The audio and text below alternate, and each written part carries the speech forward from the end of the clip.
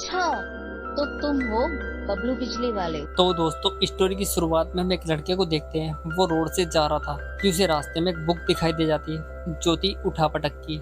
वो उस किताब को देखकर सोचने लगता है कि आजकल के बच्चे ना बुक्स की कदर ही नहीं करते। इसी के साथ ही वो उस बुक को पढ़ने लगता है जिसमें हमारी एक रंगीन भाभी मोना की स्टोरी शुरू होती है।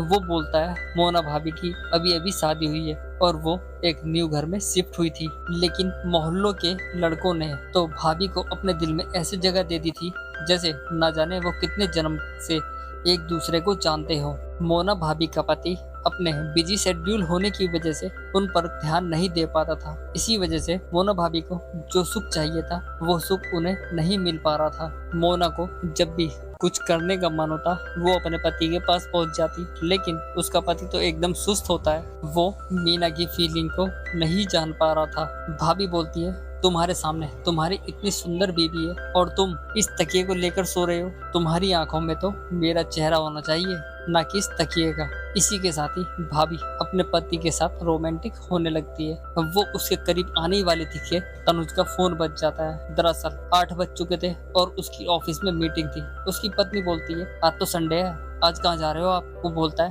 मेरी आज अर्जेंट मीटिंग है। जिसके बाद वो भाभी को नाराज करके वहां से चला जाता है। अब भाभी जल बिन मछली की तरह तड़पने लगी थी। बबलू उस किताब को लेकर घर पर पहुंच जाता है। दरअसल जो कुछ अभी वो उस किताब में पढ़ रहा था अब वो सब उसके सामने आने वाला था। वो गेट नॉक करता है। अंदर से मोना भाभी गेट खोलने आती है और वो मोना भाभी को देखकर चौंक जाता है। भाभी को भी अब लगने लगा था कि जो उसे सुख उसका पति से नहीं मिल रहा था वो सुख उसे बबलू दे देगा। दरअसल मोना के पति ने उसे इलेक्ट्रिसिटी के काम के लिए बुलाया था। वो ही बबलू बिजली वाला था।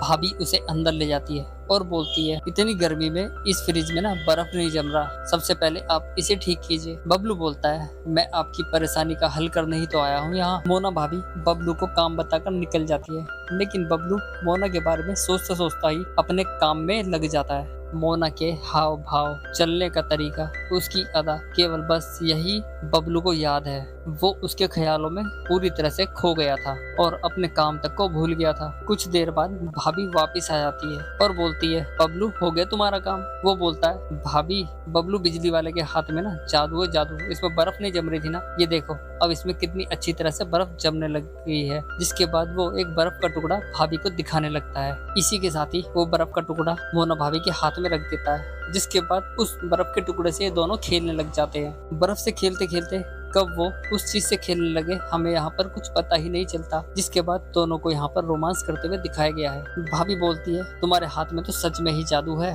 यहाँ पर दोनों खूब रोमांस करते हैं और पलंग तोड़ते हैं, दोनों सुख पा लेते हैं। दरअसल बबलू ये सब अपने सपने में देख रहा था। जब उसकी आंखें खुलती है तो भाभी उसके सामने होती है और वो बर्फ का टुकड़ा भाभी के हाथ में।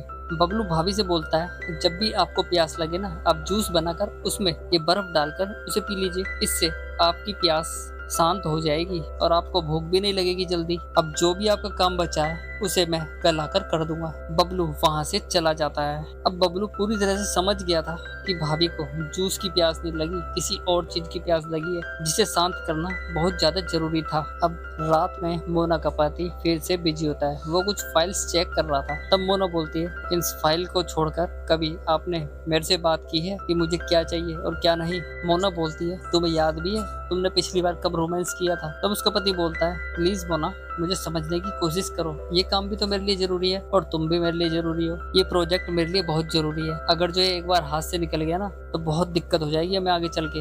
मोना बोलती है तुम्हें अपने प्रोजेक्ट की लगी है, तुम मेरे बारे में सोचते हो कभी या नहीं? जिसके बाद मोना उसकी फाइल उससे लेकर दूर फेंक देती है और बोलती है आज कुछ नहीं, बस आज रोमांस होगा। तभी उसका फोन बज जाता है और फिर से उसके पति को जाना पड़ता है। जिसके बाद मोना को फिर से जोर से गुस्सा आ जाता है, लेकिन वो इस गुस्से के अलावा और कुछ भी क्या नहीं कर सकती थी। मोना ऑफिस में पड़ी उस फाइल की तरह हो गई थी जिस पर साइन करने के लिए तनुज के पास पेन तो था लेकिन उसके पास स्याही नहीं थी। नेक्स्ट डे फिर से बिजली वाले को बुलाया जाता है। मोना बिजली वाले से बोलती है कुछ चाहिए क्या? बिजली वाले को लगने लगा था कि भाभी को कुछ चाहिए, लेकिन वो पहल नहीं करना चाहता था। जब बबलू नहीं सुनता तो भाभी दोबारा से बोलती है मैंने पूछा कि तुम्हें कुछ चाहिए? जिसके बाद वो बोलता है भाभी मुझे स्क्रू ड्राइवर और एक गिलास पानी दे दीजिए। भाभी उसे पानी देने लगती है। इसी के साथ ही भाभी बबलू के साथ रोमांटिक होने लगती है। यहाँ पर दोनों को रोमांस करते हुए दिखाया गया। दोनों खूब रोमांस करते हैं और पलंग तोड़ते हैं। दोनों सुख पा लेते हैं। आज भाभी को वो सुख मिल गया था जो उसके पति से नहीं मिल पा रहा था।